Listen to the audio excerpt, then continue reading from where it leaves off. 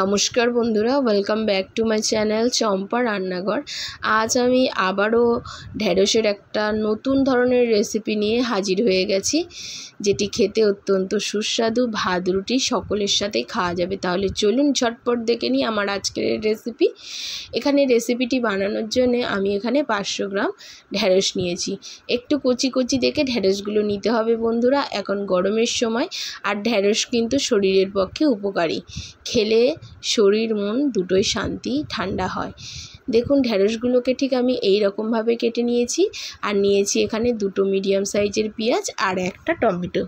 আর নিয়ে নিয়েছি এখানে দুটো মিডিয়াম সাইজের আলুকে ঠিক এরকম চৌকো চৌকো করে কেটে নিয়েছি। আপনারা চাইলে আলুটাকে স্কিপ করতে পারেন, কিন্তু আলু দিলে এটা খেতে অত্যন্ত সুস্বাদু লাগে। রান্নাটা করার জন্যে প্রথমে আমি কড়া বসিয়ে নিয়েছি। কড়ার মধ্যে দিয়ে দেব পরিমাণ মতো তেল। এখানে আমি 1 চামচ তেল ব্যবহার করলাম। প্রথমে একটা ডিমকে আমি ভুজিয়া বানিয়ে নেব। আপনারা চাইলে এখানে ঢ্যাঁড়স আর আলুর পরিমাণটা বাড়ানোর সঙ্গে সঙ্গে ডিমের পরিমাণটাও বাড়িয়ে নিতে পারেন। ভিডিওটি চলাকালীন একটা অনুরোধ করব, প্লিজ বন্ধুরা, আমার আজকের এই রেসিপি যদি আপনাদের ভালো লাগে প্লিজ চ্যানেলটিকে সাপোর্ট করবেন, পাশে থাকবেন, লাইক শেয়ার আর সাবস্ক্রাইব করবেন, পাশে থাকা বেল আইকনটা ক্লিক করে নেবেন, তাহলে আমার ভিডিওর নোটিফিকেশান সবার আগে আপনাদের কাছে পৌঁছে যাবে। ভুজিয়াটা তৈরি হয়ে গেছে। কথা বলতে বলতে এখন ভুজিয়াটাকে সামান্য নুন দিয়েই কিন্তু আমি ভেজেছি, আর কোনো রকম মশলা এখানে আমি ইউজ করিনি। ভুজিয়াটাকে আমি তুলে নিলাম। এখন ওই কড়াতে আমি পর্যাপ্ত পরিমাণে তেল দিয়ে দেবো। এইভাবে অন্তত আমার রিকোয়েস্টে একবার বন্ধুরা ঢ্যাঁড়সটাকে রান্না করে দেখবেন আর খেয়ে দেখবেন। এটা কিন্তু অত্যন্ত সুস্বাদু লাগে, ভাত রুটি সবার সাথেই আপনারা খেতে পারবেন। একই রকম ঢ্যাঁড়সের তরকারি ভাজা খেতে যদি বোর লাগে অবশ্যই এইভাবে একবার বানিয়ে দেখবেন। তেলের মধ্যে আমি দিয়ে দিয়েছি কালো জিরে ফোড়ন। এখানে আপনারা গোটা জিরেও ফোড়ন দিতে পারেন, তবে কালো জিরে দিলে কিন্তু এর টেস্টটা আরও দ্বিগুণ আসে। এখন এই কালো জিরের মধ্যে দিয়ে দিচ্ছি পেঁয়াজ কুচিটা। পেঁয়াজটাকে হালকা নাড়াচাড়া করে নেব, খুব বেশি ভাজার দরকার নেই, হালকা জাস্ট নাড়াচাড়া করে নেব 2 থেকে 3 সেকেন্ড মতো। ঠিক যখন এই রকম অবস্থায় পেঁয়াজটা হবে তখন কিন্তু আমি ঢ্যাঁড়সগুলোকে কেটে দেবো। ঢ্যাঁড়সগুলোকে ঢেলে দিয়েছি, দেখতেই পাচ্ছেন। আর ঢ্যাঁড়সটাকে কিভাবে কেটেছি সেটা নিশ্চয়ই বুঝতে পারছেন বন্ধুরা। এবার ঢ্যাঁড়স পেঁয়াজটাকে খুব ভালো করে নাড়াচাড়া করে নিতে হবে কড়ার মধ্যে, হালকা একটু ভাজা ভাজা করে নিতে হবে ঢ্যাঁড়সটাকে। দেখতেই পাচ্ছেন নাড়াচাড়া করে নিচ্ছি। ঢ্যাঁড়সের যে আঠালো অংশটা আছে এই রকমভাবে পেঁয়াজের সাথে একটু ভাজলে আঠা ভাবটা কিন্তু চলে যায়। দেখতেই পাচ্ছেন। এখন দিয়ে দিলাম ওই কেটে রাখা আলুগুলোকে। আলুটাকে দিয়েও খুব ভালোভাবে ঢ্যাঁড়সের সাথে ঠিক এইভাবে নাড়াচাড়া করে নেব। খুবই অল্প তেল মশলায় কিন্তু বন্ধুরা এটা একদম সুস্বাদু রান্না হয়ে যায়। ওপর থেকে কিছুটা দিয়ে দিলাম টমেটো কুচি, দিয়ে আবারও একটু নাড়াচাড়া করে নিচ্ছি। একটু ঘন ঘন নাড়াচাড়া করতে হবে। এবারে দিয়ে দিচ্ছি একটা কারি পাতা। দেখতেই পাচ্ছেন বন্ধুরা কারি পাতা নিয়ে নিয়েছি। এর মধ্যে আমি একটু কারি পাতা দিয়ে দিচ্ছি, তাতে এটা খেতে অত্যন্ত টেস্টি লাগবে। আপনাদের কাছে যদি কারি পাতা না থাকে তাহলে নামানোর আগে একটু ধনেপাতা দিয়ে দেবেন। আমি এখানে একটু কারি পাতা ব্যবহার করলাম। এখন আমি এর মধ্যে দিয়ে দেব পরিমাণ মতো হলুদ। দেখতেই পেলেন সামান্য একটু হলুদ ব্যবহার করেছি বন্ধুরা। আর দিয়ে দেব নাড়াচাড়া করে এর মধ্যে আবারও আমি দিয়ে দেব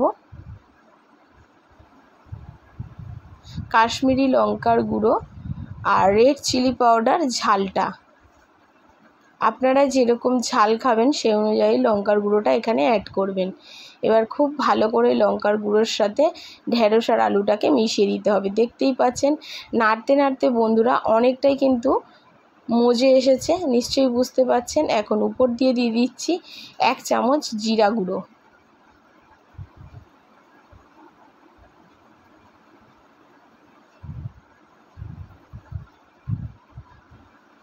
দিয়ে দিচ্ছি ধনিয়া গুঁড়ো, এখন খুব ভালো করে ঢ্যাঁড়সটাকে মশলার সাথে একটু ভাজা ভাজা করে নিতে হবে।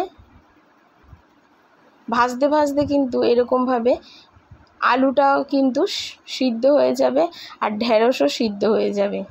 দেখুন, এবারে দিয়ে দিচ্ছি একটু টমেটো সস উপর দিয়ে, এতে এই ঢ্যাঁড়সটা একটু চটপটা টেস্টি হবে, খেতেও একদম দুর্দান্ত লাগবে।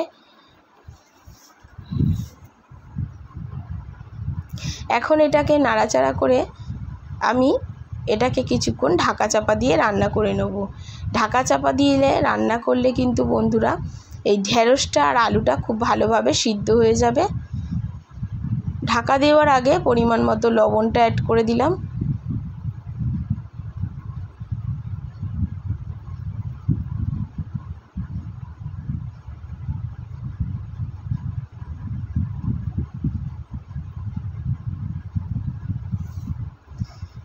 প্রায় মিনিট 5 পর এখন ঢাকাটা আমি খুলে নেব। কতটা নরম হয়ে গেছে আর কতটা কমে গেছে ঢ্যাঁড়স আলুটা দেখতেই পাচ্ছেন বন্ধুরা। লবণ দিয়ে ঢাকা দেওয়ার পর কিন্তু ঢ্যাঁড়স আর আলু দুটোই কিন্তু বেশ ভালো সিদ্ধ হয়ে গেছে। এবার একটু নাড়াচাড়া করে নেওয়ার পরে কালারটা দেখুন বন্ধুরা কতটা সুন্দর এসেছে, দেখতেই পাচ্ছেন। অবশ্যই একবার এইভাবে কিন্তু ঢ্যাঁড়সটা রান্না করে খেয়ে দেখবেন, কতটা সুন্দর লাগে সেটা অবশ্যই আমাকে কমেন্ট করে জানাবেন। এখন উপর দিয়ে দিচ্ছি কিছুটা যে ডিমের ভুজিয়াটা রেখেছিলাম, সেই ডিমের ভুজিয়াটা।